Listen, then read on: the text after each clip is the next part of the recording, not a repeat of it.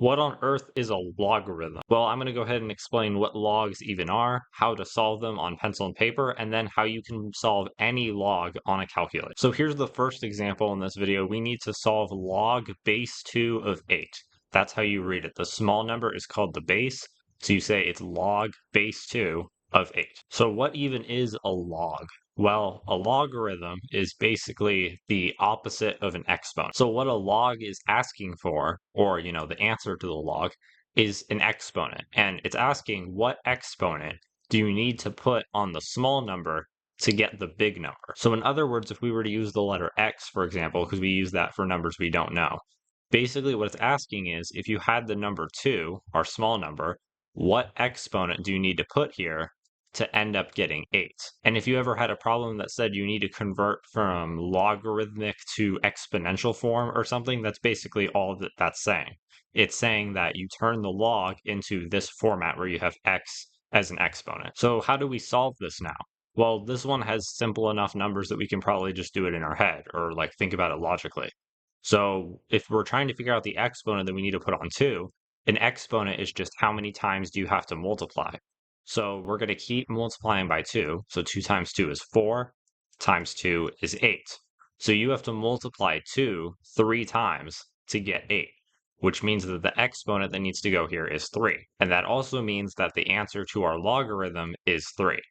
So that's all it's asking. It's what exponent do you need to put on the small number to get the big number? All right, here's our second example. How would we solve this logarithm? We have log base 9 of 3. Well, first we're going to turn it into our exponent form like we did last time. So remember, it's asking, what exponent do you need to put on the small number to get the big number?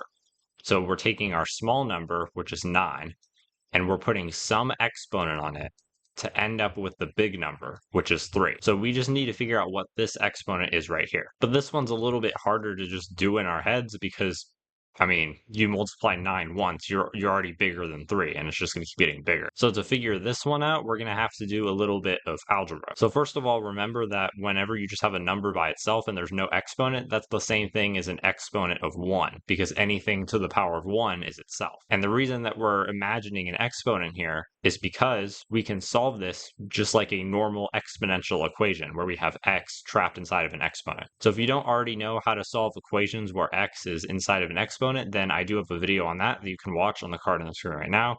So if you want, you can go watch that and then come back here. But just as a review, your goal to solve for x when it's in an exponent is to make both bases the same, to make the big numbers the same. So to do that, we can recognize that 9 is the same thing as 3 squared, because 3 times 3 is 9.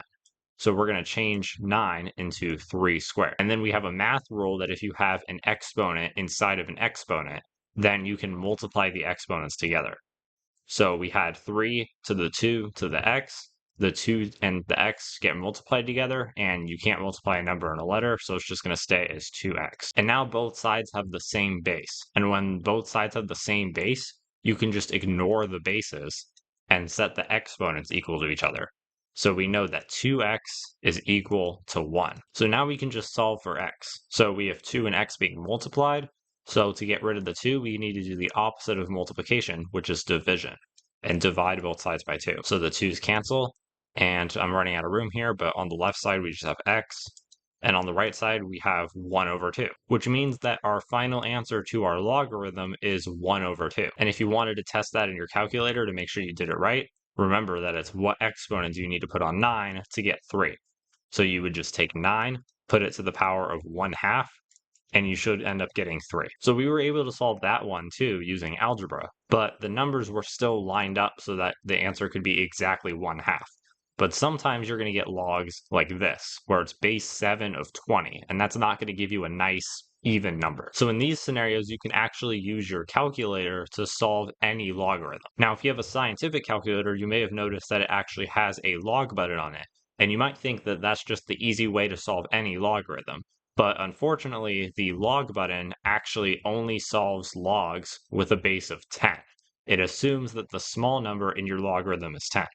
And depending on your calculator, it might even say log base 10 on the button. I know that iPhone calculators do that. It says log 10. So like if you wanted to solve log base 10 of 20, all you have to do is just put log of 20. Or, sometimes on some calculators, you have to put the number 20 and then press the log button. But even though the log button only solves logs with base 10, you can still solve any logarithm with the log button. So all you have to do is assume that this log is base 10.